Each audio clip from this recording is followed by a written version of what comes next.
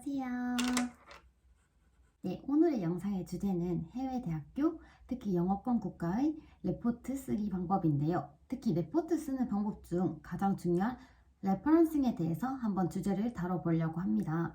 레퍼런싱이란 뜻은 정말 생소하기도 한데요. 한국말로 정확하게 번역을 하면 그냥 출처를 다는 거예요. 저는 학교를 다닐 때 레포트 성적이 좀 높은 편이었는데요. 제가 1학년 때 첫 수업에서 레포트를 만점을 받았어요. 제가 만점을 받을 수 있는 이유는 앞서 말했듯이 제가 대학교 입학하기 전에 그 어학원에 다녔는데 어학원에서 정말 자세히 배웠던 덕에 제가 1학년 때부터 좋은 성적으로 레포트를 쓸 수 있었어요. 학교에서 추구하는 레포트 스타일은 개인적인 의견은 절대 한 문장도 들어가면 안 된다고 저는 꼭 말씀을 드리고 싶어요.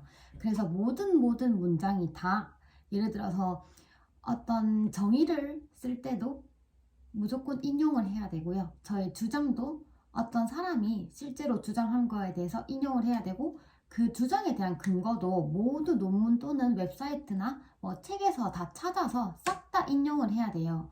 그러다 보니까 과제 레포트를 적는데 정말 많은 시간이 걸리는데요. 사실 레포트를 적는데 시간이 많이 걸리는 것보다는 레포트를 적기 위해서 주장과 근거를 찾는데 자료 찾기에 정말 시간이 많이 소요돼요. 네, 그러면 이제 레퍼런싱에 대해서 자세히 말씀을 드려볼게요.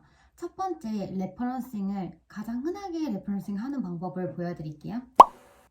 네, 그러면 이 레퍼런싱 스타일은 저희가 어떤 논문을 읽고 그 논문에서 이 문장을 제가 쓰고 싶다 라고 한다면 이 문장을 직접 그 논문 저자가 쓴 글 그대로 가지고 오는 것이 아니라 제가 이 문장을 예를 들어서 나는 사과를 먹고 싶다면 나는 사과를 먹고 싶다라는 문장 그대로 가지고 오는 것이 아닌 나는 어제 배가 고파서 사과를 먹고 싶었다라든지 아니면은 나는 사과를 먹고 싶어서 어떻게 했다라든지 조금씩 문장을 변형해서 써야 돼요. 즉 같은 문장이라 하더라도 조금씩 변형되어서 제 스타일로 문장을 바꿔서 쓰는 방식이 이 첫 번째 방식이고요. 네, 그리고 두 번째 방식은 제가 인용을 했지만 저자의 이름을 좀 더 제 논문에 확실하게 포인트하고 싶을 때 쓰는 방식인데요. 네, 보시면 저자 이름이 맨 첫 번째 문장에 있죠. 이 문장 또한 제가 어떤 그 저자의 논문에서 가져온 문장을 인용을 했지만 똑같이 적으면 안 돼요. 이것도 좀 변형을 해서 적어야 하지만 이 저자가 이렇게 말했다라는 것을 확실하게 보여주고 싶을 때 이런 방식으로 적어요. 하지만 교수님들이 가장 좋아하시는 방법은 첫 번째 방법을 가장 많이 쓰라고 하시고 실제로 제가 논문을 많이 읽어봐도 첫 번째 방식으로 다양한 분들이 다 인용을 했더라고요.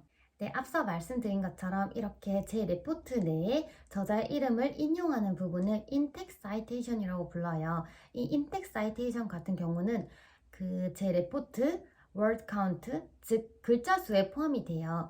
예를 들어서 제가 2000자 레포트를 써야 된다면 맥시멈이 2000자라고 1900자, 1800자를 쓰는 게 아니라 1990자 이상은 써야 하고요. 이 1990자 이상의 in-text citation도 글자 수로 포함된다는 점 잊지 말아주세요. 네, 그리고 마지막 하나. 제가 이때까지 말씀드렸던 것은 모두 간접 인용인데요.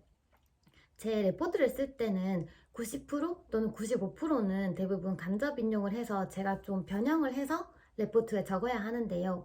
예를 들어서 진짜 이거는 좀 변형하기 힘들다. 예를 들어서 마케팅 믹스에 대한 정의. 이 정의는 솔직히 조금 제가 바꾸면은 내용이 달라질 수도 있고 하기 때문에 좀 조심스러울 수 있잖아요. 이럴 경우에 저희 레포트에 하나 정도는 직접 인용을 해도 돼요.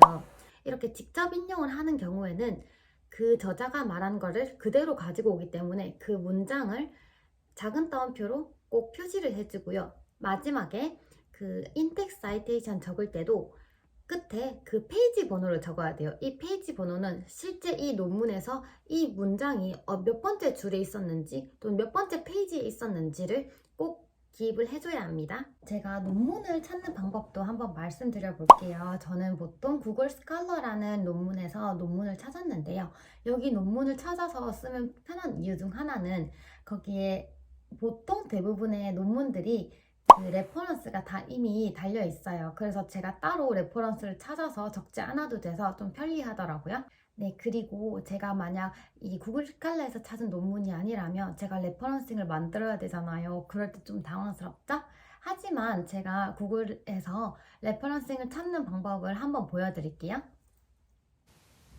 네, 그럼 구글 메인 화면에서 하버드 레퍼런싱 스타일이라고 한번 검색을 해볼게요. 검색을 하게 되면 다양한 학교들에서 레퍼런싱을 적는 방법에 대해서 되게 많이 적어뒀어요.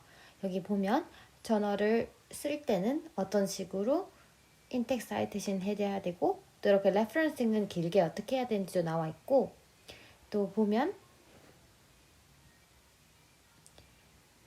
여기 저자가 2명일 때는 어떤 식으로 쓰고 3명일 때는 어떤 식으로 쓰고 또 4명 이상일 때는 at all이라는 걸 써야 되는데요. 그 방법도 여기 나와 있죠.